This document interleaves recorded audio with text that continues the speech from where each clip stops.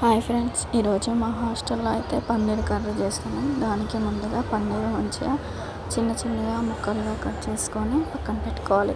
తర్వాత gas on చేసుకొని gas వేడయ్యాక ఒక బాండీ పెట్టుకొని బాండీ వేడయ్యాక కొంచెం ఆయిల్ ఎక్కువగానే పోసుకొని వేడి చేసుకోవాలి. ఆయిల్ వేడయ్యాక మనం ముందుగా చిన్న చిన్న ముక్కలుగా కట్ చేసుకున్న పన్నీర్ ముక్కలు ఆయిల్లో వేసుకోవాలి. వేసుకున్న తర్వాత కొంచెం సేపటి తర్వాత మళ్ళీ ఆ పన్నీర్ ముక్కలు తిప్పుకున్న తర్వాత మంచిగా కలర్ చేంజ్ అయ్యాక తీసి పక్కన పెట్టుకోవాలి. అదే బాండీలో మరింత నూనె పోసుకొని ఆయిల్ హీట్ చేసుకోవాలి. ఆయిల్ హీట్ అయ్యాక అల్లం వెల్లుల్లి పేస్ట్ కొంచెం కొత్తిమీర ఆకు వేసుకొని పచ్చి వాసన పోయేదాకా వేపుకోవాలి.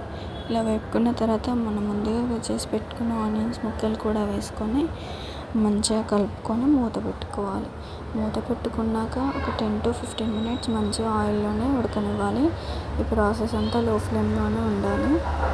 తర్వాత ఒకసారిగా మూత తీసుకొని మళ్ళీ ఒకసారి కలుపుకొని మళ్ళీ మూత పెట్టుకొని ఒక 5 minutes మంచిగా ఉడికిన తర్వాత ఇలా గోల్డెన్ బ్రౌన్ కలర్ వచ్చాక మనం ముందుగా కట్ చేసి పెట్టుకున్న టమాటా ముక్కలు కూడా యాడ్ చేసుకోవాలి.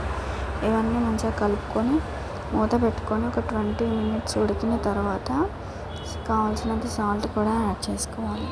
యాడ్ చేసుకున్న తర్వాత మళ్ళీ ఒకసారి కలుపుకొని మూత పెట్టుకోవాలి.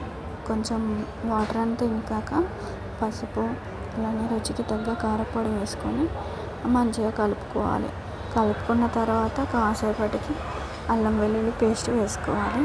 టేస్ట్ బాగుంటుంది, కొంచెం ఫ్లేవర్ కూడా బాగుంటుంది, అలానే హెల్త్కి కూడా మంచిది.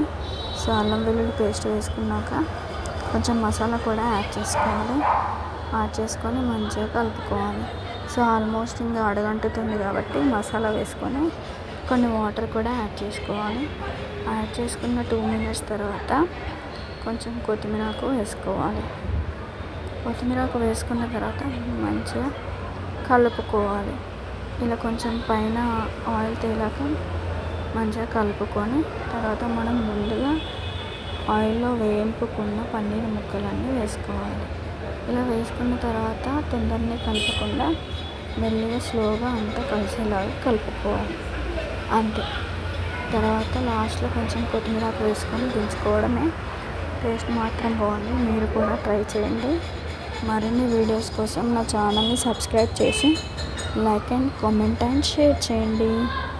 Thank you for watching.